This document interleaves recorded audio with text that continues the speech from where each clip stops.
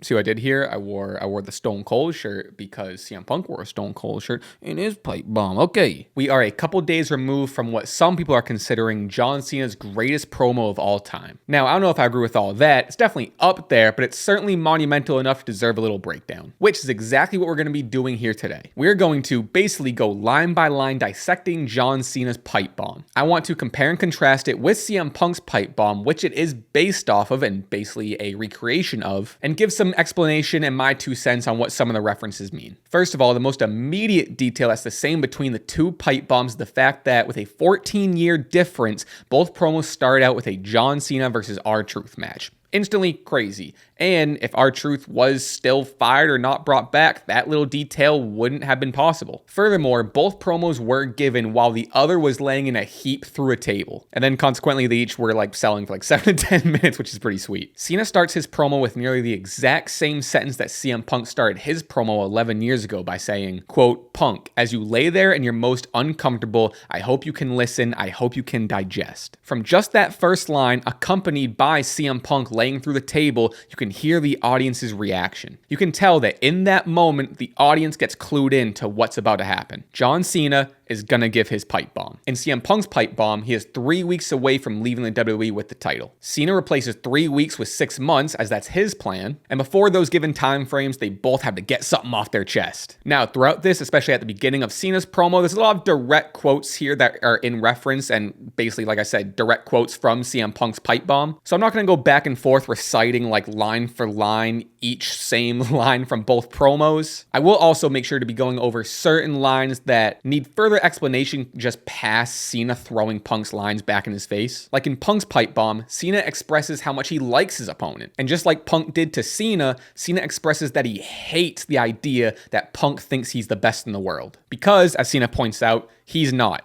"I'm the greatest of all time," says Cena. Still very much in reference to CM Punk's pipe bomb, Cena expresses that Punk is better at him than one thing, and that is, quote, that he is the best bullshitter in the world. Now, you compare that to CM Punk's line in 2011 where he says, "There's one thing you're better at than I am, and that's kissing Vince McMahon's ass." So I'm highlighting this part for a few reasons. One, I do just truly enjoy the continuation of this argument between these two of who is the best in the world. Punk even being so bold as to make it his whole nickname and printing it on shirts. Now, two, the original pipe bomb, which honestly, it's just kind of funny now going forward. We're going to have to kind of refer to the first pipe bomb as the original pipe bomb. Now, there are 2 pipe bombs technically now in history. Thank you, Cena. But the original pipe bomb has become a time capsule. A time capsule that current day WWE will not reference in its entirety due to some names that they, rightfully so, want to erase and or edit. Some of those names are Vince McMahon, as we just mentioned. Hulk Hogan's name gets dropped a line after, and later on, there's also mentions of Brock Lesnar and John Laurinaitis. Now, I won't get into why these names, and again, understandably and very rightfully so, need to be stricken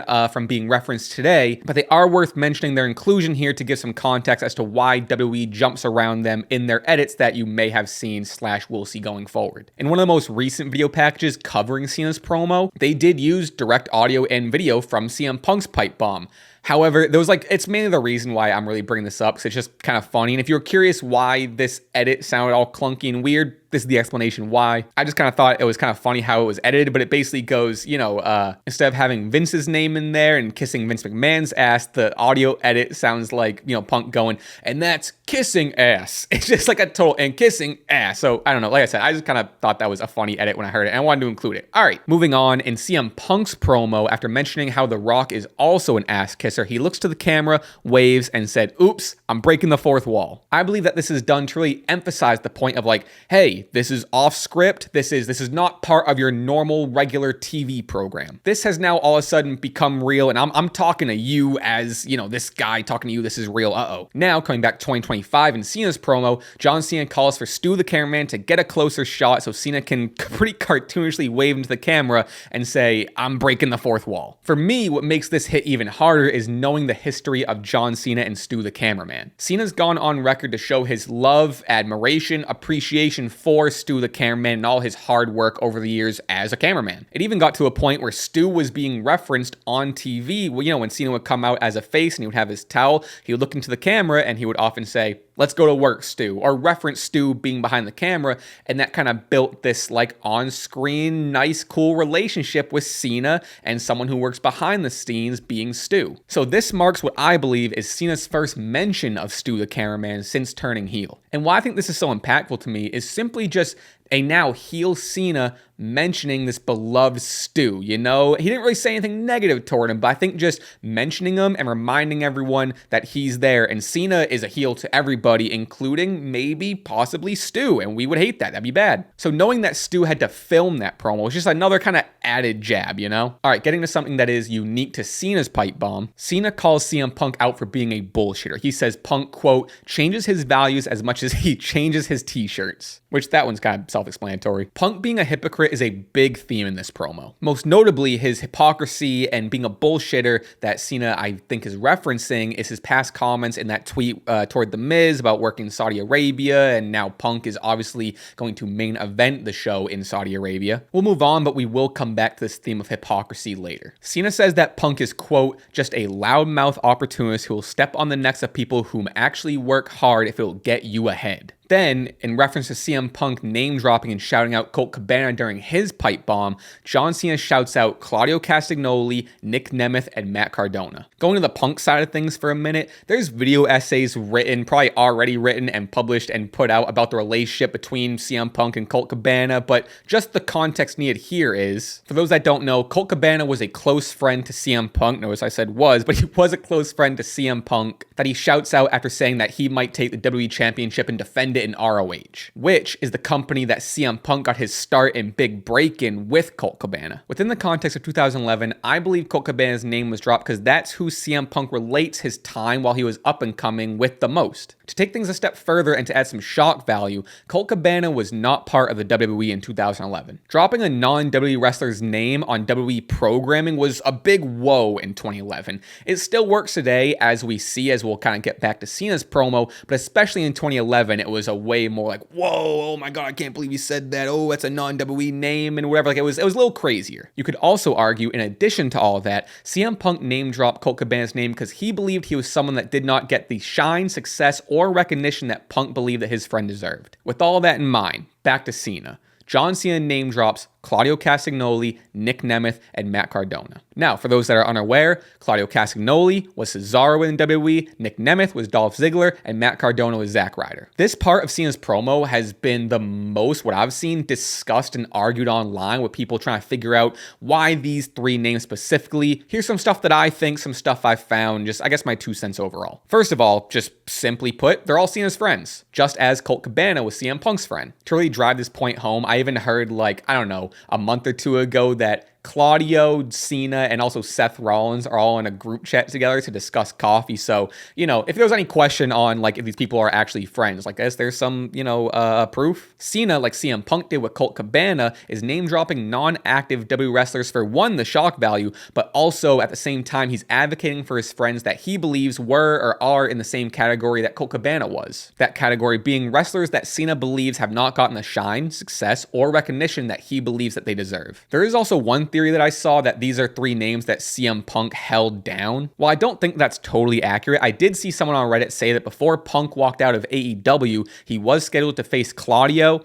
Can't confirm or deny that. If you have any info, let me know in the comments. Throughout John Cena's promo, Cena makes a few references to being surprised that his mic wasn't cut off due to, you know, him saying all these controversial things. That's in direct reference to CM Punk's pipe bomb ending with his microphone getting cut off. Cena takes things a step further and says that nobody's going to cut off his mic to save CM Punk because Cena is the only friend he has. And then, kind of calling back to what we mentioned, I think it was the first thing in this video, Cena says, remember who gave you the stage for your pipe bomb, pal. Cena was in Punk's position physically during the promo in 2011. But also, I think the term stage extends a little farther. I think that Cena is also saying that he elevated CM Punk by being in a feud with him, which allowed Punk the eyes, ears, and interest of the audience and the people in the back to even get the chance to cut what ended up being one of the most monumental wrestling promos in history. So he's basically saying, with no Cena, there'd be no pipe bomb. Cena then criticizes what CM Punk has done with that stage since. He says that Punk, quote, just regurgitated the same 5 microphone moves of doom. Cena, for years, has been criticized for his in-ring wrestling ability, often cited to only have 5 moves of doom that he would pull out to win every match. Alright, now back to the theme of hypocrisy. Cena says that Punk is, quote, no longer the voice of the voiceless. You're a friggin' millionaire despite yourself. You're not Punk, you're a capitalist, and you're not against TKO, dude. You're Mr. TKO. Punk has always prided himself on being, well, Punk. Anti-establishment, disrupting the system. At the beginning of June, in a segment with Cena, Punk said, quote, I'm not standing for TKO. I'm not standing for billionaires.